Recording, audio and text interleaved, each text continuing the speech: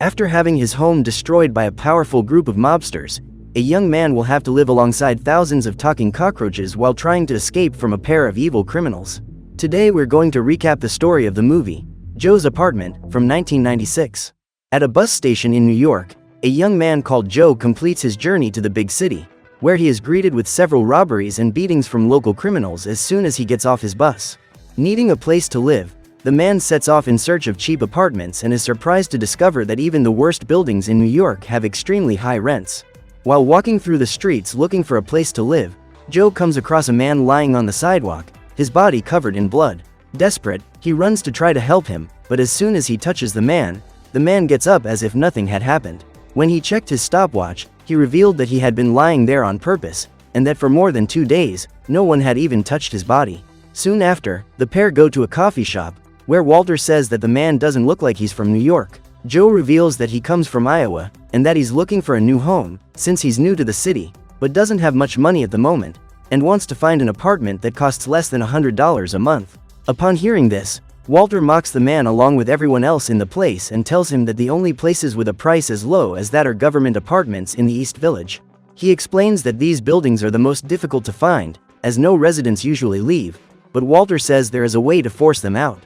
On the other side of town, a pair of criminals are looking for a new home and decide to use a transparent wire to set a trap in the stairwell of a building.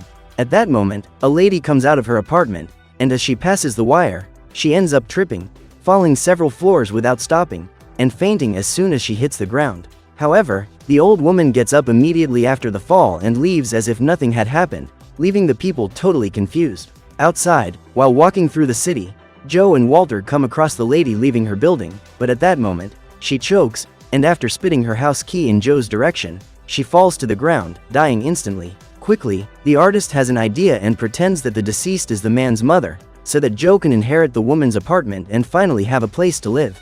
When he arrives at the room, the young man realizes that the place is extremely abandoned and dirty, as well as having practically no food, since all the things in the fridge are already spoiled.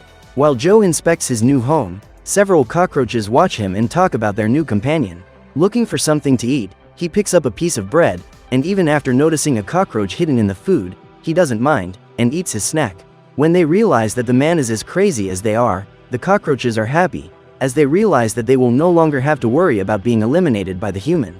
After unpacking, Joe contacts his mother on the phone, and the criminals hear the conversation through the door. When they discover that his real mother is still alive, the bandits are furious and decide to call for the man, who answers the door. The pair introduce themselves as Vladimir and Jesus, and they reveal that they are actually the building managers. Soon afterwards, the big guys demand the rent from Joe, and once they've been paid, they stop intimidating him and leave. A few days later, Joe is listening to music and dancing around his new house when a woman appears at his window, hanging by her legs. The man is so distracted that he doesn't even realize what's going on, but when the lady falls to the ground, he is startled by the noise and decides to call the police. Several hours go by and Joe keeps trying to contact the police station, and when he finally gets through, the attendants go on break at the same moment, and he is put back in the queue. In the department's garden, Lily is watering her flowers when her friend Blank appears and says she doesn't understand why the girl works in that chaotic place, since she could work with her father, who is one of the most successful senators in the city. As they talk, the pair of friends walk through the streets of the city and notice that the situation in the neighborhood is getting worse and worse, since the police station is located in the most dangerous area of New York, where there are homeless people scattered everywhere, and children playing in rather sinister little houses. In his building, Lily's father receives a visit from Alberto, who has come accompanied by Vlad and Jesus, his assistants. The man is the owner of the East Village building, and reveals that the last resident has already been eliminated, so now they can finally demolish the building, giving the US government the space it needs to build the maximum security penitentiary in Manhattan, the largest prison in the world. During the night, Joe is asleep on his sofa, and the group of cockroaches are getting more and more excited as they realize that the man doesn't give a damn about cleanliness, so they can live in peace next to him. At that moment, Vlad and Jesus appear, and after invading the place, they start destroying everything, leaving the young man extremely frightened. Noticing that they may be in danger, the cockroaches that are grouped together in a food box plan a coordinated attack on the invaders, as they will not allow their new friend to be expelled.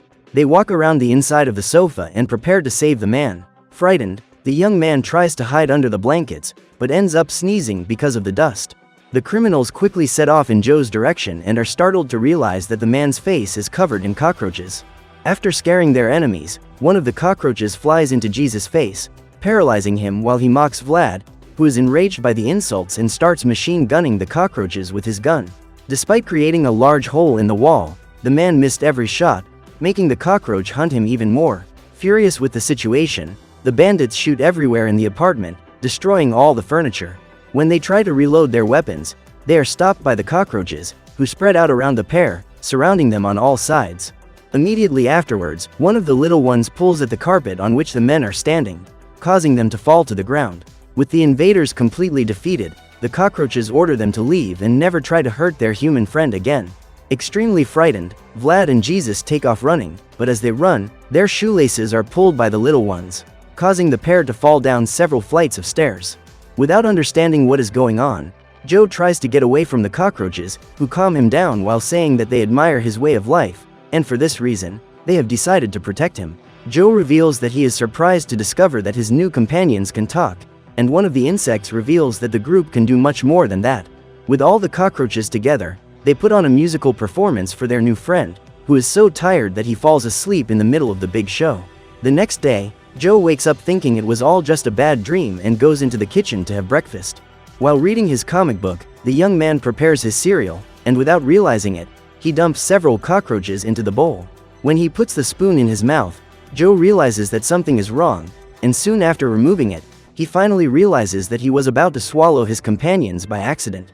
After almost being devoured, the little ones introduce themselves as Ralph and Rodney Baratow, the leaders of the group. The pair also claim that there are more than 40,000 cockroaches living inside each of the objects in the apartment. Annoyed, Joe tries to crush one of the insects by punching it on the table.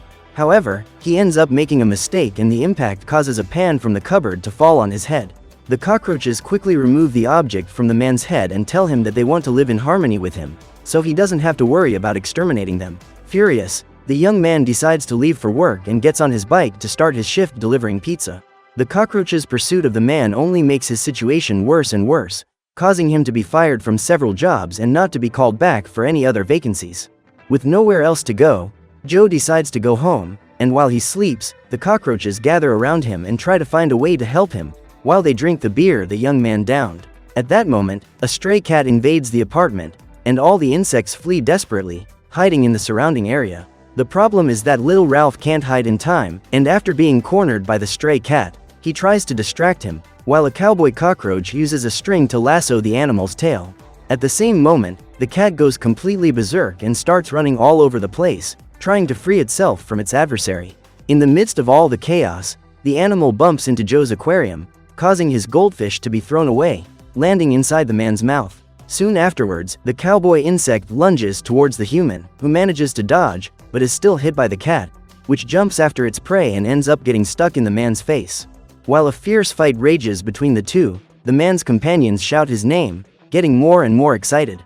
Annoyed, the young man manages to remove the cat from his face, and after throwing it out of the window, he spits the fish back into the aquarium. At the end of the fight, the human orders the cockroaches to stop chasing him from their jobs, and they promise they won't bother him anymore. In the morning, Joe feels more motivated to look for a new job, but as soon as he leaves his building, he receives a bucket of paint on his head, and Walter appears, saying that this is his newest work, called Instant Minority. As they walk through the streets, they witness several shootouts between police and criminals, and Walter tells him that the man no longer has to worry about getting a job, as he can become the newest drummer in his band, since the previous member was eliminated by a drug dealer. Sometime later, Joe is hanging up the posters for his band, which has a peculiar name, when he bumps into Lily, who is doing the same. The girl explains that she is trying to publicize the new community garden in the area, where they will plant flowers, and a playground for children to enjoy.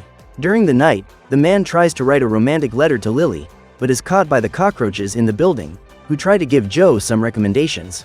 However, the young man says he doesn't want any help and orders the little ones to leave, but they ignore him, making him angrier and angrier. After being interrupted numerous times, Joe becomes enraged and lunges towards the insects, causing him to fall off the roof and onto the balcony of one of the apartments.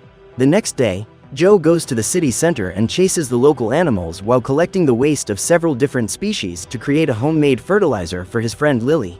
After completing his collection, he returns to the girl's garden, where he finds Lily embracing a mysterious man whose face he cannot see.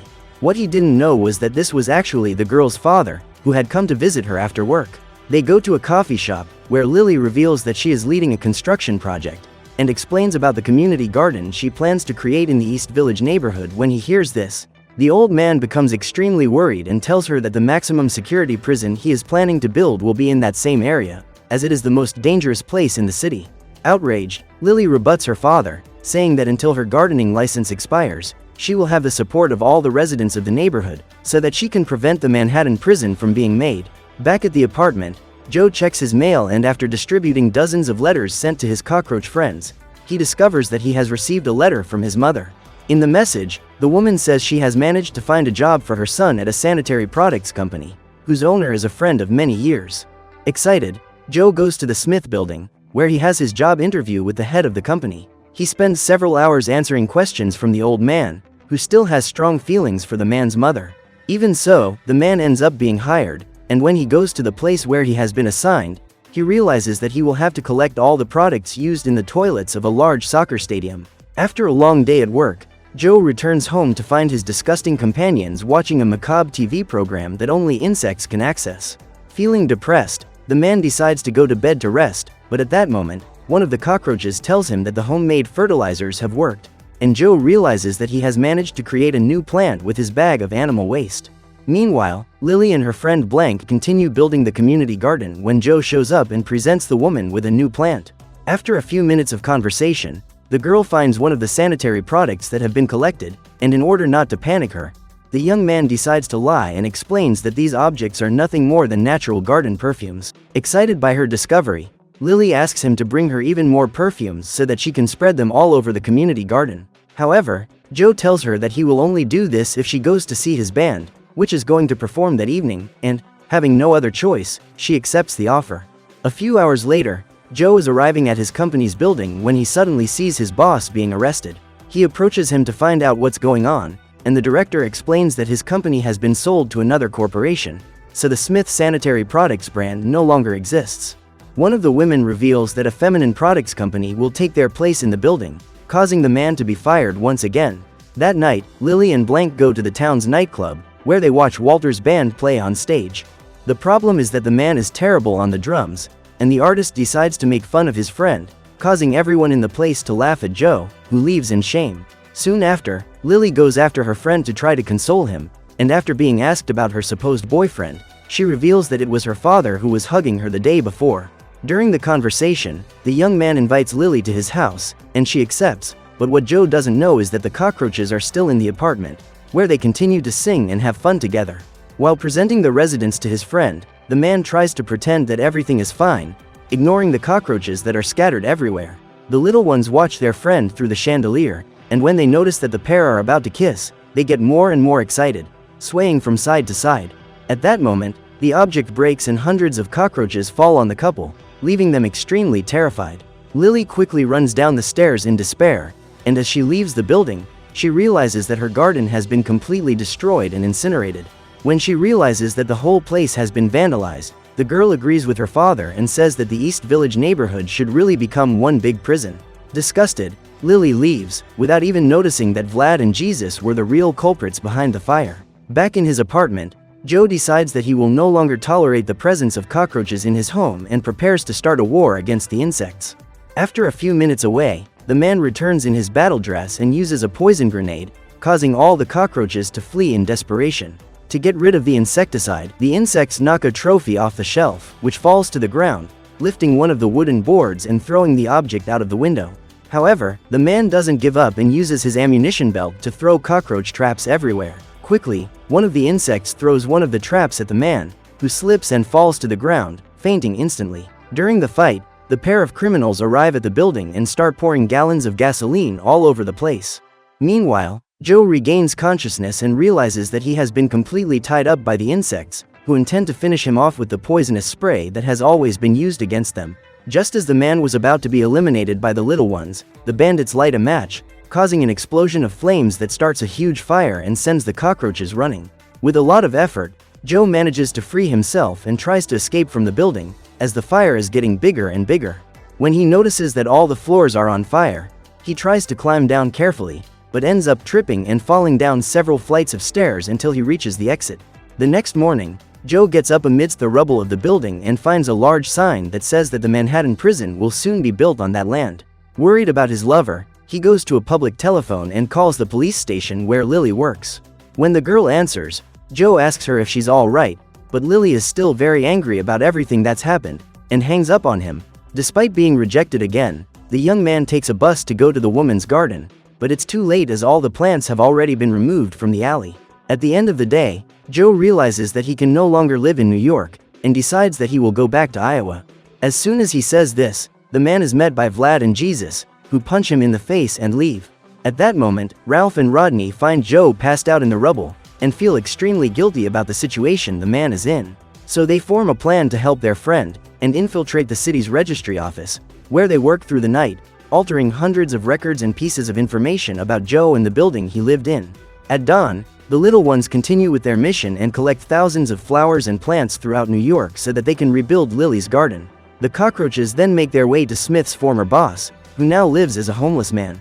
They quickly steal the large replica of the toilet perfume and take it to the plot of land where the East Village building used to stand. To revive the garden, the group throws the object into the large pool of water, creating a scented river, while the rest of the cockroaches place the grass on the ground. After several hours passed out, Joe wakes up and is surprised to realize that his old house has been transformed into a large garden. He walks around the site while observing the landscape, and as he sits on the bench made from the prison sign, the cockroaches throw a deed at his friend, which says that from today onwards, that park belongs to him. At the same time, the senator and his daughter arrive on the scene, and the old man is confused, as he thought there would be nothing more than a vacant lot. Excited by the scenery, Lily runs to the center of the park, where the cockroaches unite to form a romantic message on behalf of Joe, who appears at the same moment. To apologize for everything he has put her through, the young man gives the deed to his beloved and tells her that she should be recognized as the owner of the place. Soon after, the senator congratulates the couple on their incredible idea, and admits that he no longer intends to use the East Village neighborhood to build the prison. During the senator's speech alongside Joe and Lily, Alberto and his two henchmen appear and observe the family. The mobster asks the duo to eliminate everyone in the park, but as soon as they hear this, the cockroaches unite to carry them off by their feet and trap them in one of the manholes, abandoning the criminals to rot in the sewer. A few days later, Joe is living with Lily, and while taking his bath, he receives a visit from Ralph, who apologizes for everything they have caused in his life. Finally, the couple get together to sleep, while all the cockroaches celebrate having found a new home, so that they can continue to live alongside their human friend and spread the rot to all parts of New York. So what did you think of this movie? Leave it in the comments below. And if you liked the video, like and subscribe for more movie recaps. See you next time.